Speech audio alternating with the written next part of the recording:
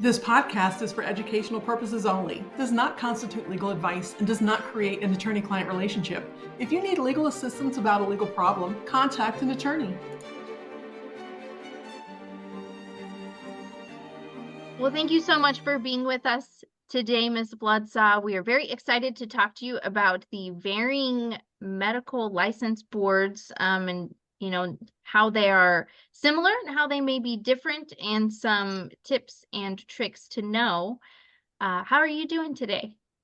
I'm doing good. I'm doing good. Thanks for having me.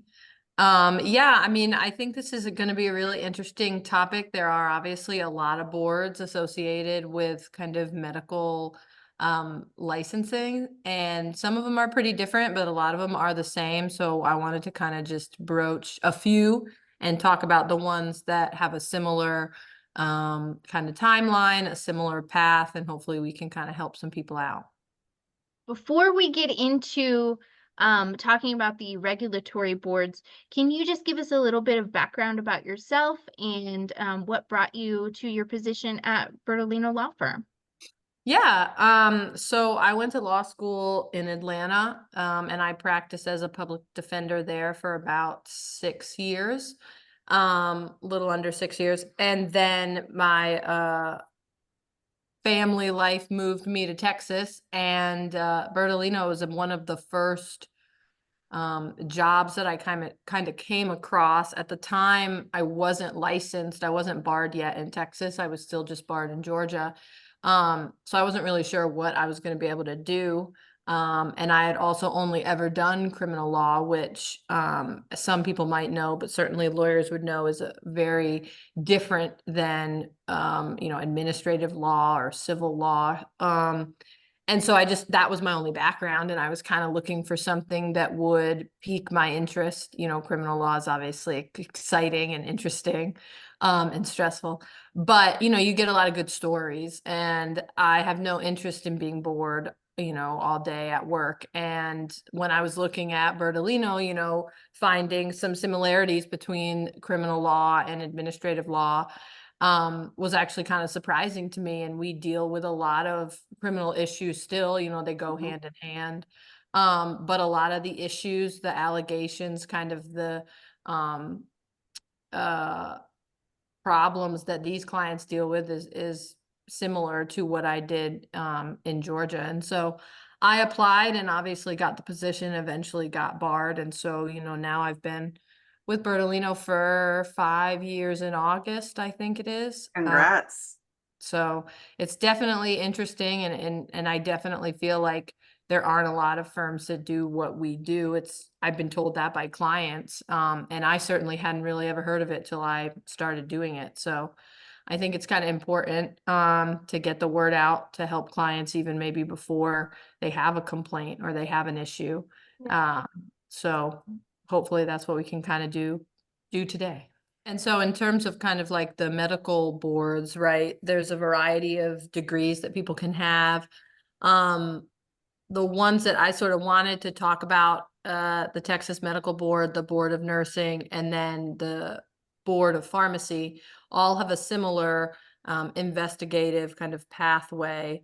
But there's a lot of other boards, obviously chiropractors, veterinarians, dentists, and then occupational and physical therapists.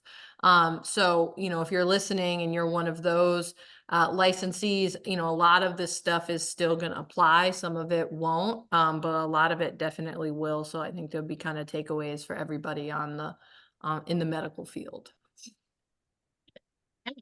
So, can you kind of tell us about, I guess maybe a general overview of the Texas Medical Board, the Board of Nursing, and the Board of Pharmacy? What are their roles?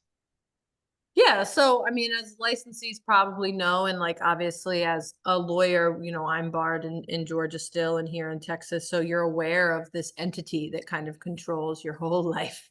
And you think about it all the time when you do certain things, because, maybe most generic civilians are just going to think about, oh, I shouldn't do this, that's a crime, or I could get arrested, or, am I going to speed past this cop, or am I going to slow down and hit my brakes?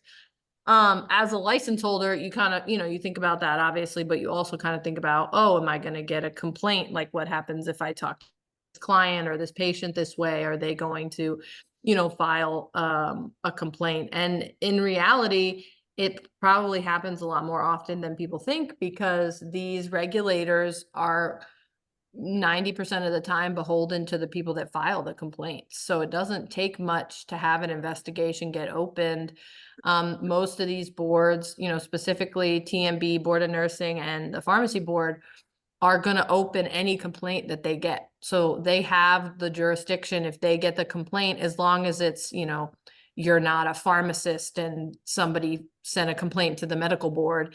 If they have jurisdiction over it, if you are licensed based on this regulator, then they're going to investigate it, even if it seems, flat out ridiculous, or that there's, bad motive from the complainant.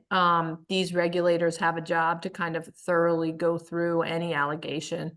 They have a duty to kind of investigate on their end, talk to, who they need to, but they also are obviously going to reach out to the licensee. And most of the time, that's probably where they're getting a lot of their information from.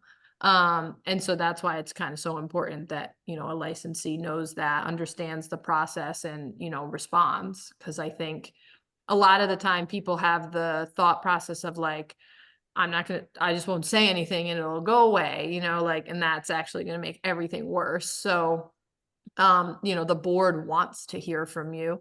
Sometimes it just depends on what you say. Don't say too much, but don't say, too little. And so these agencies, that's their whole job, is really just to like figure out, is there validity to these claims or is there not? Can you take us through, some of these proceedings that may happen? Like, say a license holder receives a complaint. What are the next steps as far as what should a license holder do? And then also what is happening at the agency at this stage? Sure, yeah, and that's actually really good questions, and a good jumping off point. So and like I said, again, this is TMB, the Board of Nursing, and the Pharmacy Board. So with all three of these boards, when you get your complaint, with the Board of Nursing, you're going to get the notice, and a lot of people don't know, but now you know, that you need to ask for the investigative file. They call it the investigative file, but it's basically all the evidence that the board has received against you. So generally, by the time they get a complaint, then the board is going to do their due diligence. They're going to reach out to whatever agency is involved in the complaint. If something happened at a hospital, they're going to reach out to the hospital. They're going to ask for records. If it's just, a single person making a complaint, they're going to reach out to that person and say, where's the information? Where are the documents? And so unlike a lot of boards, unfortunately in Texas, with the Board of Nursing, you are entitled to all those records. So a lot of times nurses, might hire us after they've already responded and they haven't even gotten the evidence, which is kind of like, if you've seen any like law drama, that's not what you want to do. You want to know what the facts are, what the evidence is against you, and then you respond. So with Board of Nursing, you do have to ask for the evidence, but you will get it. With the Pharmacy Board, with TMB, they will first send you a notice of the complaint. TMB doesn't give you anything at that time. So generally it's important, if you get a complaint from TMB, to be pretty limited in your response. You want to respond, you have to respond, but you're not getting the evidence at this point. So you don't want to make all these admissions and then come to find out that maybe TMB didn't have all that information. Same with the Pharmacy Board. When they send you the notice, they will just automatically send you all the evidence that they have against you. So Board of Nursing, you have to ask for it. TMB, you're going to first get the notice, but once you respond to that notice, then you're going to get all the evidence. So kind of, tread lightly until you have all that in front of you. And then the Pharmacy Board, they'll just dump it all out in front of you and give you everything all at once. So I'd say the key kind of things to look at there is like, once you have the evidence in front of you, then the next step is going to be, okay, what do they have and how do I need to respond at that point? Miss Kerry, can I interrupt real quick and advise the listeners and or viewers, these complaints are being sent to you via mail. Unfortunately, they do not send them via your email. So everybody needs to pay attention to your mail because there are deadlines associated with those. Yeah, 100%. There's always going to be a deadline. Something to know with TMB and the pharmacy board, those deadlines are pretty stark. They're not going to change. You need to, get your information in. With the Board of Nursing, that deadline will toll. As soon as you ask for that investigative file, then you don't need to worry about anything until you get the file. But yeah, these boards live in 1981 and they still mail stuff. I don't know why. I have to remind myself to check the mailbox. Who does that? I don't know. And so you always want to make sure that they have your right address, because the thing about missing a notice or getting it and then putting it under the couch and like not responding because you're like, this will go away, is you're just going to tack on more issues, more violations. They're going to think, you're Avoiding. hiding something, you're avoiding it. And honestly, with these 3 boards in particular, but really with all boards, there's a statute in there that says you have to cooperate. So sometimes people think, oh, this is kind of like a criminal case and don't talk to the police, and you don't have all those rights that you do in a criminal situation. So you actually are required to respond and required to give information and sometimes required to give records.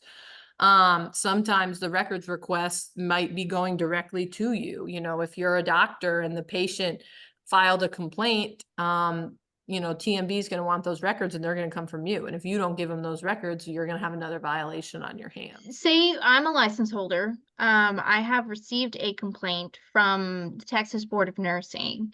I've requested that my, evidence be sent. What comes after I receive my evidence file? Yeah. So once you get your evidence, right? So with TMB, you kind of have that first initial notice, then you get your evidence. Pharmacy board, you get it all at once. Board of Nursing, you've requested it, now you have it. So at that point, you really want to take a look at what the allegations were, have they changed, and what the evidence is in front of you, right? Obviously, 99% of the time, you, the licensee, is going to know what you did or what you did not do. And so a lot of time people just want to kind of say what happened, and they're just going to like vomit all this, stuff out to the board that the board's like, I didn't know that, but thank you. Let's add more problems to your, plate. So it's important that you're really looking at what the allegation is and what is that evidence that they have, because you have to respond, you have to be truthful, but you do not need to give more information than necessary. So perfect example, we had a case with a nurse, and the allegation was that he provided the wrong medication to a patient. The patient took it, the patient got sick, and the patient was hospitalized. So, putting aside causation and things like that, when we requested the evidence from the board, there were all these statements from all these people that said, he did it, he did it, he did it, he gave me this, he did it. But the thing that was missing from the file was the actual medication order from the doctor. And so one thing to remember too, especially with the Board of Nursing, is once you get that evidence, if you feel like something's missing that could be helpful, then you can do a supplemental request. You can ask for more information. The Board of Nursing may go out and try to find it. And in this case, they did, but they ended up not having what we were looking for. So at the end of the day, maybe the client did provide the wrong medication, but it was because of what a physician had ordered. And so in that scenario, we needed to see what that doctor's, had written on the order, because if he had messed that up, then no matter what the client did, the evidence can't substantiate that allegation because he provided the right medication. It was just the wrong one per the order. And so in that case, the hospital or the facility, whichever it was, they never had the order, or they couldn't provide it to TMB, or I'm sorry, to the Board of Nursing. The Board of Nursing couldn't provide it to us. And so they, we had to argue that they needed to dismiss it, and that's what they did. So it's important when you're looking at the evidence to not just kind of think maybe factually what happened. And maybe this is easier said than done because I'm a lawyer and sometimes I don't understand other people's thought process, and that's why, lawyers are important and maybe a little annoying. But you need to really look at what it is that they can show. And if they can't show the allegation, then that's what you argue. And that's kind of why these boards are, I guess, for lack of a better word, helpful or better than some other agencies, because they are giving the licensee the right to examine this evidence against them, and not all boards do that. So once you've kind of reviewed everything and you put that response together, then that goes out. And then there's, a period of time where you're waiting to hear back from the board.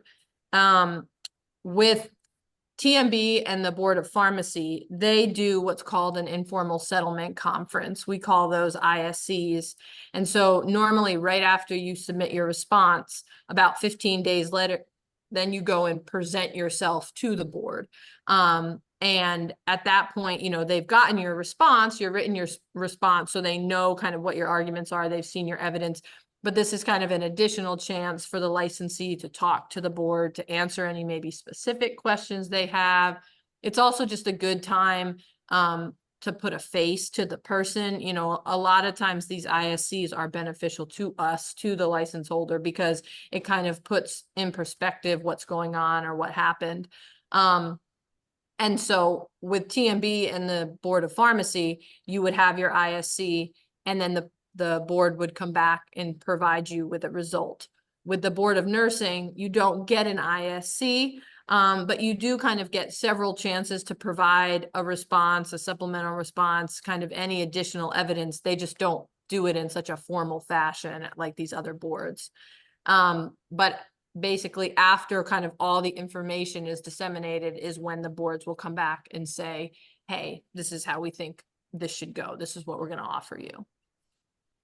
Interesting. So there's a lot of, it's not a very quick process, nor does it seem very black and white. It seems like there are a lot of different, factors that could come into play over the course of, these proceedings. Oh, for sure. Yeah, no, justice is slow. Justice is not fast. It is not at all. It can take years. I mean, unfortunately, to get a case resolved. And so it's definitely about being patient. The one thing I try to remind clients of, and just to listeners out there now, is obviously it's frustrating. Obviously it's stressful. It's going to be something you're thinking about, but, rushing the process, one, you can't do it. So you might as well just put that out, put that outside for the summer, because you're not going to be able to change, what the boards are doing. Rushing them is not going to, make them do anything any faster. And remember that these investigations are confidential. So although, your emotional stress is on 10 and you're like doing, that, nobody else knows about besides obviously the complainant. It's not mentioned on your license or anything like that. There's no notation with TMB or the Board of Nursing or the Board of Pharmacy that you're under investigation, that a complaint's been filed against you. So although it's something that you're going to, stay up late at night racking your brain about, it's not something that you need to worry about, like, oh, people will think badly of me, and people know, and people are talking about it. So even though it does take a long time, that's just something I always try to remind clients of, is like, if you can kind of, calm yourself and try to put that out of your mind, it's not affecting anything else, or at least it shouldn't be. Nothing gets public until after you've received an offer, and if you decide to reject it and you move forward with a hearing. With TMB and with the Board of Nursing, they do mark on your license verification that you have formal charges pending against you. But before that, kind of what we're talking about now, nobody knows. During the investigative part, sort of that innocent until proven guilty, right? Right. They're not going to raise red flags and make a bunch of noise around it until, everything is said and done. Right, right. And I mean, the boards obviously have their job and they have to protect the public and make sure that licensees aren't out there, committing crimes and doing crazy things. But, they also need to protect the licensee too. I mean, a majority of the people on these boards are going to be license holders, they're going to be you, right? So you're basically being, regulated by your peers a lot of the times. And so there is an understanding of that, which I think is also an aspect of what comes out during like ISCs, because, like with TMB, you're, probably speaking to another physician, with the board of pharmacy, there's going to be a pharmacist that might be asking you questions. So there's kind of a more level playing field, kind of a mutual understanding, that maybe an outsider, just like a general counsel, a staff attorney, somebody like that might be missing, which is obviously why they have these boards. Say I don't like what happens at that informal settlement conference. If I, I go and the board comes back to me with an offer, but I don't like that offer. I want to reject it. What happens then? Yeah. So, well, just to back up a little bit, once you get that offer, I can kind of break down what it could be, right? So obviously, number one is dismissal, right? We don't have enough evidence. We don't think this warrants action. Dismiss. That's case closed. That's happy Yes. life, we're good on there. The next kind of option after that for some of these boards is they'll have a private disciplinary action. So the Board of Nursing, they call it a corrective action. TMB and the pharmacy board call it a remedial plan. These are non-disciplinary actions. So the board's basically saying, we don't love what you did. We're not huge fans, but we don't think that this needs to be public disciplinary action. We don't think you need to be punished. We think you need to be corrected, to have, some remediation. Basically, we think you need a little help. And so here you go. Those are generally, positive for the licensee if it is in fact something that they did, and it is in fact something that we think the board can prove, because it's basically giving the license holder the benefit of the doubt and saying, we don't want to put this out on blast, up on billboards that say, hey, you're not a good guy, but we think you need to do a little bit of extra work. So those are good, to get.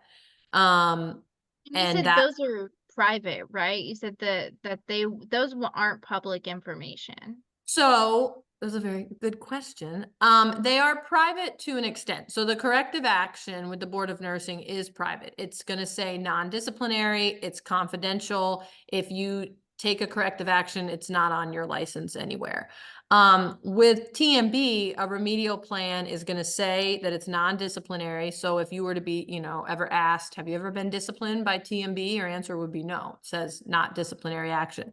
But the remedial plan is published on your license verification. So although it's not discipline, it is something that somebody could see and take, note of. And with the pharmacy board, it is a remedial plan. It isn't disciplinary. I do not believe that they are public. So for whatever reason, TMB, decided that they thought that needed to be published, even though it's not discipline. But it's still kind of the middle ground between getting a dismissal and getting the next option, which would be a board order. For all three of these boards, a board order is going to be public. It's going to be reported on your license verification. It's going to be reported on your board website. It's going to go out in the newsletters. Whether people read those or not, who knows? But it is going to be disseminated in many, fashions. And then it's also going to get reported to the National Practitioner Data Bank. So generally, as like a medical professional, that's a data bank you don't really want to be reported to. And so no matter what's within the order, all of those things are kind of the impact, the negative impact of taking an order. And that's something that people should know. And sometimes people don't know, what happens if I decide to sign this order, right? Like you asked, what happens if maybe you don't want to take it, but some people don't understand what happens when you take it. So if you are, offered a board order, understand the public nature of that and kind of the implications that could happen with jobs and with insurance carriers, right? I mean, insurance is like with medical people. And sometimes if you have disciplinary actions, you can't, be a provider for certain people, and they're going to kick you off, or they're going to take your privileges from certain hospitals and things like that.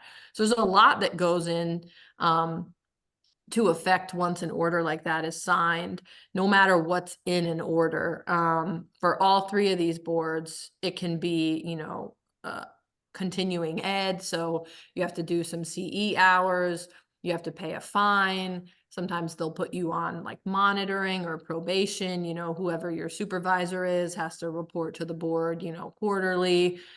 They can also suspend, they can suspend your license a year, 90 days, 60 days, 30 days. And then obviously they could take your license. That would be the worst aspect of an order. But no matter kind of how big or small the sanction is, if it's in that order, you can guarantee, that it's going to be public, that it's going to go to the data bank, and that it's probably going to have an impact on your other, contractual relationships. So yeah, so that's what could happen. So if you are offered that order and you think this is totally unfair, I didn't do this, or they can't prove it, or they're being ridiculous, which is not, wouldn't be the first time we heard that, you are not obligated to accept it. The only time that the board can take action without your consent is when you're doing that thing we talked about earlier, when you're not responding and you're putting the complaint under the couch and not looking at it. Then you're going into default territory. But otherwise, you're going to get that offer, and then you're going to have a certain amount of time to accept it or reject it. And if you reject it, then the case would move from that kind of what we talked about earlier, private investigative phase, into a more public legal domain. The investigator goes away, a staff attorney gets attached, formal charges get filed, and it becomes a lot more serious very quickly. And a lot of people kind of don't understand that or anticipate that. They just think, oh, I'm unhappy with this order. Yes, let's keep moving forward. And then when you explain to them, now it's going to go before a judge, and, the board is going to present evidence and you have to testify, then they start to, freak out and be like, well, I didn't sign up for this.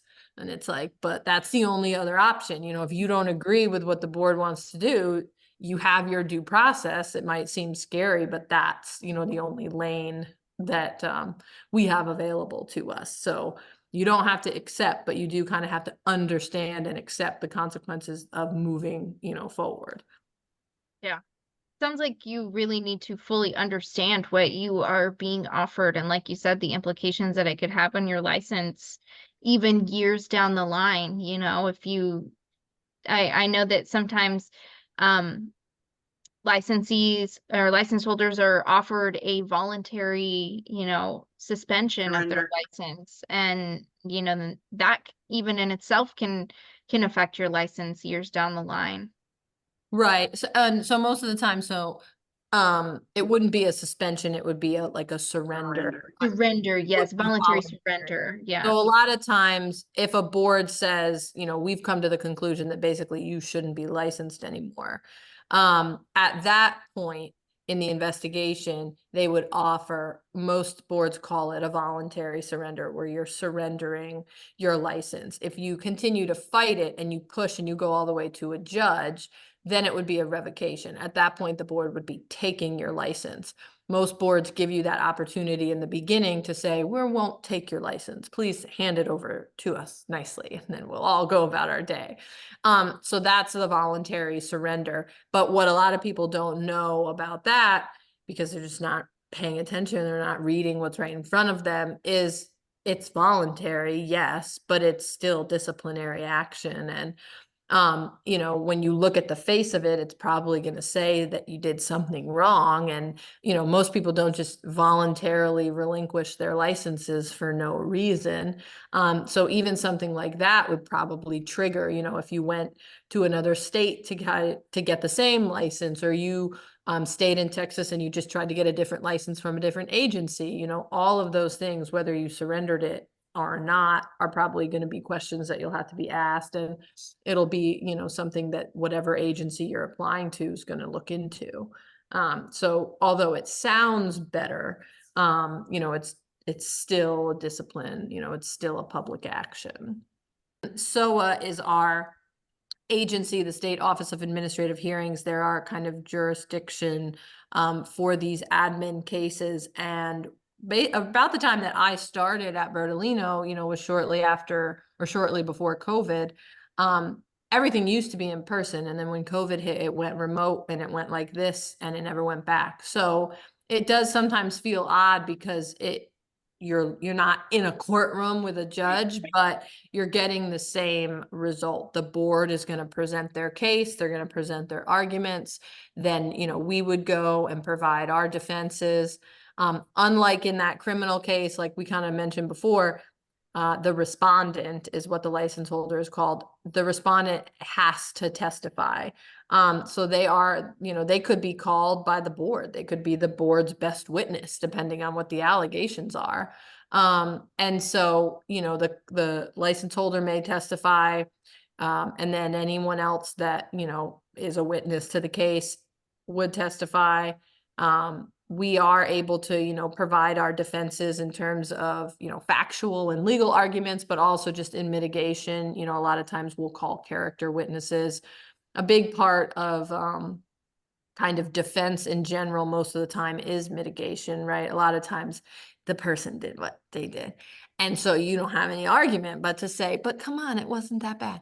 And so that argument is best told by other people that the, you know, license holder knows, and those character witnesses that can support that, you know, this was a mistake, this was an isolated incident, this isn't a pattern of risk. And so normally those arguments kind of come in towards the end. And then the judge takes it all under advisement, normally about 90 days later. So again, nothing quick, nothing around the corner. The judge would issue what's called a proposal for decision. We do have a somewhat of like an appeal process once a judge issues that proposal and says, hey, look at this, these are the facts, these are the, you know, conclusions of law, and this is what I think should happen. You know, I think they should dismiss it, I don't think he violated anything, or I think he should, you know, go leave the state of Texas. He can't say that, but, you know, he can issue, you know, propose whatever sanction he thinks is warranted. And then we can file what are called exceptions, which are basically kind of like, hey, judge, take a second look. I don't think you heard me when I said X, Y, and Z 90 days ago. I'm reminding you how smart I am. Please listen to me again. And so you can do that. And so sometimes the judge will change their decision or their proposal. Most of the time they don't really, but it is kind of another appeal avenue that we have. And then once we have that proposal goes back to the board. So the tricky thing about administrative law that our clients are always like, what? Like, what? Like, that doesn't make sense. So I get a judge and they hear everything and then it still goes back to the board. Unfortunately, that's what the legislature thought was best. And so you get your third party, you get your neutral fact finder to make a proposal, but depending on what that is, the board does get the final say. So there's some legal restrictions. Certainly if we feel like the board totally disregarded what the judge said, you know, changed it up, went back, did what they wanted to do, you know, there's appeal processes and mechanisms to deal with that. But if it's strictly about, say, you know, what the punishment should be, right? Like the judge found you did what you did, but the judge thinks you should just get an order with CEs. It can go back to that board and the board can say, nah, we think this is much worse and you're going to be, you know, suspended for 2 years or whatever. They have that ability based on, you know, the statute. And so that can kind of be a little bit of a mind twist, I guess, for a lot of people, because you think a judge should be that final, you know, say so, but with administrative law, that board will always get the final say. And I think the legislature did that because, kind of like we talked about before, you know, policing your own people, you know, monitoring, you know, you. I think they wanted the board to get the final say because they felt like the board would have the best ability to discipline their own people. Unfortunately, I think the idea was supposed to benefit the license holder, and I think a lot of times it actually doesn't. because the board is actually being more strict than a judge who's really looking at the law and saying, did the board meet their burden? And, you know, most of the time when we win, you know, court cases, they get dismissed, and it's, you know, always strictly based on the board didn't prove their case. Like, they just don't have enough evidence to meet these standards. You know, it's not beyond a reasonable doubt, it's preponderance. It's a little more than, you know, 50%. So it's the lowest standard, but it's still a standard. And so a lot of times they can't meet that. And so, you know, the respondent gets that victory. But it does still always go back to the board for that final decision. It's an unfavorable decision, you know, is there any room for negotiation once it goes back to the board, or is it, you know, final? Yeah, most of the time, by the time kind of the judge like cracks his gavel for opening statements, that's kind of what it is. Sort of the time for negotiation is passed, because you negotiate so you don't have to go to trial. Right. If we've Yeah. already had a trial, nobody wants to talk to you anymore. Like, that's case is closed. You Yeah. lost on that. You know, so at that point, some boards do have what's called like a ratification hearing. So essentially, after the judge makes their decision, they've sent it over to the board. Now the board is going to meet and decide. And so with some agencies, you can appear at that meeting and kind of plead your case again, or kind of go back over, you know, why the board should agree with the judge or should deviate from the judge. Some agencies have that kind of last ditch effort, final step for a license holder to be heard. Not all of them do, though. It's a different ball game for sure. It's definitely, like I said earlier, you know, a niche area that a lot of people don't know about. You know, I didn't know anything about this type of law till I started doing it. And there's just a lot of differences between criminal law and civil law. So if you don't have the right lawyer and they're advising you on something that they probably shouldn't be advising you on, which unfortunately we do see a lot with clients that come in that kind of got advice from lawyers that don't do this kind of work, they can really put you in a bad spot, because it's not the same. It's very different. And they have like that legal mechanism where it's like going back to the board. You know, an attorney that doesn't do this would think that was crazy, and would possibly even maybe not even understand how that would work, because in any other type of litigation, the judge says what the judge says, and that's the case. But that's not what it is here. So it's definitely very interesting and very you know, specific, and something that you don't want to mess up. And another important reminder is it's a marathon, not a sprint. Yeah, you're not sprinting anywhere. You're sprinting. Yeah. You're moving at a glacial pace, and the wheels of justice, they turn slow, and that's just something you're prepared for. And especially if you're going to go to trial, because, you know, trial is the last resort. 10% of cases go to trial. The rest of them, you know, resolve pre-trial. And that's because there's so much work that goes into trial.